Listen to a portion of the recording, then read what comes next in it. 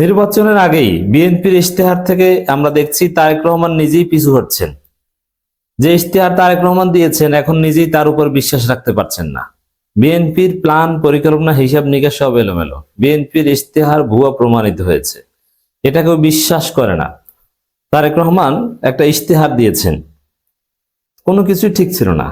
ইশতেহার দেওয়ার সাথে তার ড্রেস আপও ঠিক ছিল না, প্রেজেন্টেশন ঠিক ছিল না, কথা কাজ সব অবাস্তব, উল্টাপাল্টা হাবিজাবি কথা। এখন দেখছে যে ইশতেহারের বিরুদ্ধে জনগণ খেপে উঠেছে, যে ভুয়া ইশতেহার, বিএনপির ইশতেহার ভুয়া। কারণ এই ইশতেহারের মধ্যে 2001 সালের কপি পেস্ট করা জিনিস আছে। 2001 থেকে 2006 যা করতে পারেনি এখন আবার সেটা নাকি করবে। এর মানে তাহলে বিএনপিকে বিশ্বাস করবে কেন? তারা তো আগেই অবিশ্বাসের বস্তুতে পরিণত হয়েছে, সেই কপি পেস্ট মার্কা ইশতেহার। এরপরে সেখানে অনেক অবাস্তব বিষয় অলরেডি উঠে এসেছে।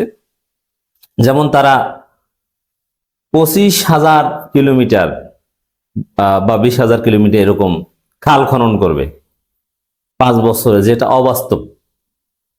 ডেইলি প্রায় 22.5 মিটার খাল খনন করতে হয় প্রত্যেকটা উপজেলায়, এটা অসম্ভব। তারা গাছ লাগাবে, কত কোটি নাকি গাছ লাগাবে, যে হিসাব মতে প্রত্যেক উপজেলায় ডেইলি 275টা গাছ লাগাতে হয়, এটা অসম্ভব। এত গাছ লাগানোর জায়গা বাংলাদেশে নাই। তো বিএনপির ইশতেহার যে কতটা ভুয়া, সাপোজ যে পরিমাণ গাছ লাগানোর কথা বলছে, এত গাছ লাগানোর জায়গা বাংলাদেশে নাই। এরপরে যে পরিমাণ খাল খননের কথা বলছে, তাহলে রাষ্ট্রের অন্য কোনো কাজ করা লাগবে না, শুধু খালই খনন করা লাগবে। এরকম উদ্ভট, উল্টাপাল্টা, বাস্তবায়ন অযোগ্য অনেক কথা নিয়ে এসেছে বিএনপি। ফ্যামিলি কার্ড, এটা আরেকটা ভুয়া প্রজেক্ট, এটা আমি বলেছি নানান জায়গায়।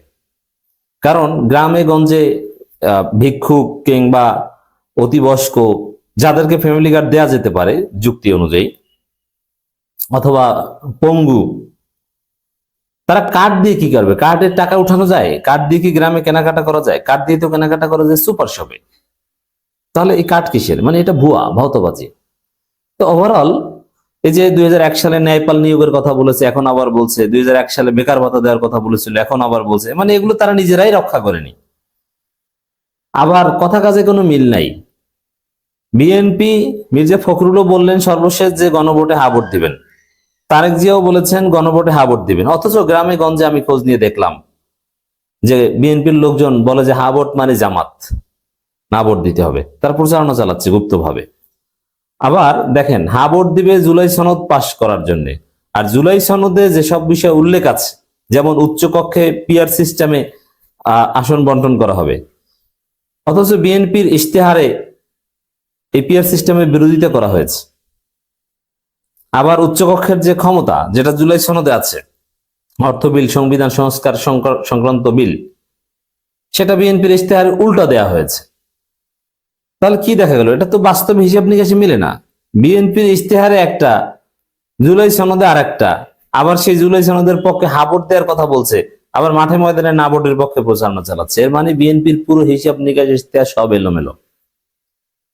জাতির সামনে স্পষ্ট হয়েছে বিএনপির ইশতেহার একটা প্রতারণা, যার ফলে এই ইশতেহার বাস্তবায়নযোগ্য নয়। এটা একটা পারসেপশন ক্রিয়েট হয়েছে, আমরা জনগণকে বিশ্বাস করাতে পেরেছি, যার ফলে এমন কোন প্রতিশ্রুতি দিতে চাই না যা ইহজগতে সম্ভব নয়, এই কথা বলছেন তারেক রহমান। এর মানে ওই পিছু হটা আসলে, যে আমি যে ভুয়া ইশতেহার দিয়েছি বাবারা, থাক ভাই, ওটা বিশ্বাস করে আপনারা পরে আবার আমরা ধরেন না। কারণ এটা স্পষ্ট হয়েছে যে ওই ইশতেহার বাস্তবায়নযোগ্য নয়, ওটা ভুয়া, কপি পেস্ট। আবার দেখেন এখানে যে বিএনপি ভুয়া ইশতেহার, অবাস্তব ইশতেহার, এই খাল কাটার, প্রত্যেক দিন 22.5 কিলোমিটার প্রত্যেক উপজেলায় খাল খনন করবে, এবং প্রত্যেকদিন 275টা প্রত্যেক উপজেলায় গাছ লাগাবে। এর মানে আর কোনো কাজ নাই বাংলাদেশে, গাছ লাগানো আর খাল খনন করা ছাড়া। এইসব উদ্ভট নিয়ে বিষয় নিয়ে এসেছে। এর ফলে এটাকে মানুষ অবাস্তব হিসাবে মনে করে, এরা বাস্তবায়নযোগ্য নয়। কারণ এগুলো কেন বিএনপি দিল এইসব ইশতেহার? এর কারণ হলো, দেখেন, যারা ক্ষমতা আসতে পারবে না তারা অনেক কিছু বলতে পারে, কারণ ওটা তো পালন করা লাগবে না, এই জন্য উল্টোপাল্টা কথা বলছে। কারণ ক্ষমতা তো আসবে জামাত, ইশতেহার জামাত কি বলেছে আর কতটুকু বাস্তবায়ন করেছে হিসাব হবে ওইটা। বিএনপি তো ক্ষমতা আসতে পারবে না, তবে জামাতের প্রস্তুতি দেখেন। জামাত ক্ষমতা আসলে কি করবে ওইটাও আছে তাদের ইশতেহারে, বিরোধী দলে গেলে কি করবে ওইটাও আছে। এর মানে জামাত সব জায়গায় প্রস্তুত, আর বিএনপি শুধু ক্ষমতায় গেলে কি ওইটা, বিরোধী দলে কি ওইটা নাই। তা বাস্তবে বিএনপির কোনো ইশতেহারই নেই, কারণ ক্ষমতাতেও যেতে পারবে না, এই জন্য উল্টোপাল্টা কথা বলতে পারে। যেমন ভারতের বিরুদ্ধে নানান জায়গায় অনেক উল্টোপাল্টা কথা অনেকে বলতে পারে, কিন্তু যাদের রাষ্ট্র পরিচালনা করতে হবে তাদের বলার ক্ষেত্রে কিছু লিমিটেশনস আছে, কারণ বাস্তবতা মাথায় রেখে বলতে হয়। কিন্তু ক্ষমতা আসার সম্ভাবনা না থাকলে আপনি পৃথিবী উল্টে ফেলতে পারেন, কারণ আপনাকে তো ওই জায়গায় যেতেই হবে না। তো দর্শক, তারেক জিয়ার এই বক্তব্য, বিএনপি চেয়ারম্যান তারেক রহমান বলেছেন বিএনপি সবসময় বিশ্বাস করে জনগণ সব ক্ষমতার উৎস।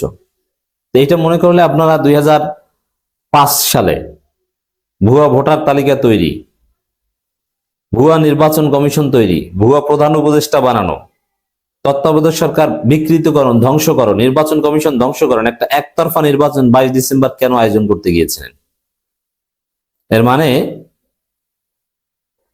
আপনারা জনগণের ক্ষমতায় বিশ্বাস করেন না বলে ভোট চুরি করতে চেয়েছিলেন। অতএব এটা ভুয়া কথা যে বিএনপি জনগণের ক্ষমতায় বিশ্বাস করে। আমরা এমন কোন প্রতিশ্রুতি দিতে চাই না যা মানুষের মধ্যে ক্ষমতার বাইরে, যে ইহজগতে সম্ভব নয়। তবে আপনিই তো সেটা করেছেন, আপনি খাম্বা বসিয়েছেন কিন্তু বিদ্যুৎ দেন না। বিদ্যুৎ দিয়েছে আমাদেরকে শেখ হাসিনা, যেটা সত্য সেটা আমাদেরকে বলতে হবে। আমরা বিদ্যুৎ পেয়েছি শেখ হাসিনার কাছ থেকে। বাংলাদেশে বিদ্যুৎ থাকে, যায় না, একটু শান্তি পাওয়া যায়, গরমের দিনেও বিদ্যুৎ থাকে। এই শত লুটপাটের মধ্যে হাসিনা আমাদেরকে এটা দিয়েছে। বাংলাদেশ শতভাগ বিদ্যুতায়িত হয়েছে হাসিনার আমলে, আর বিএনপির আমলে আমরা দেখেছি শুধু খাম্বার খাম্বা। আপনাদের কথার কোনো দাম নাই। ভবিষ্যৎ পরিকল্পনার কথা জানিয়ে তারেক রহমান বলেন বিএনপি সরকার গঠন করে নারীদের অর্থনৈতিকভাবে স্বাবলম্বী করে তুলবে না। আপনি ফ্যামিলি কার্ডের মাধ্যমে নারীদের কর্ম ক্ষমতা কমিয়ে তাদের মধ্যে ঘরে আটকে রাখতে চান, বিনা কাজে টাকা দেওয়ার কথা বলছেন নারীদের। এর মানে তারা কাজ করুক এটা আপনারা চান না, নারীদের ঘরে আবদ্ধ করে রাখার একটা ষড়যন্ত্র এটা। বাংলাদেশের প্রতিটি এলাকায় অন্তত একটি করে ভোকেশনাল ইনস্টিটিউট গড়ে তোলা। আরে আপনি তো ফ্রি ফ্রি টাকা দিতে চান, আপনি নারীদের জন্য আবার কাজের ব্যবস্থা কেন করবেন? বাংলাদেশে 4.5 কোটি নারীকে যদি আপনি ফ্যামিলি কার্ড দেন তাহলে কাজ করবে কেন?